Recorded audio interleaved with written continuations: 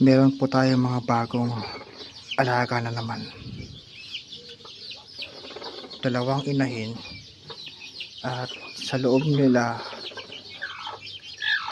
ng kanilang pugad ay may mga bagong sisiw na naman tayo.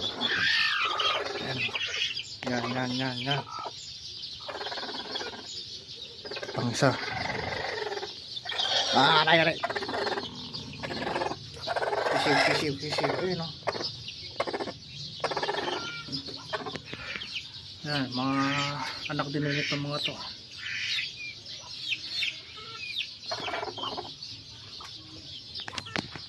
Praise the Lord.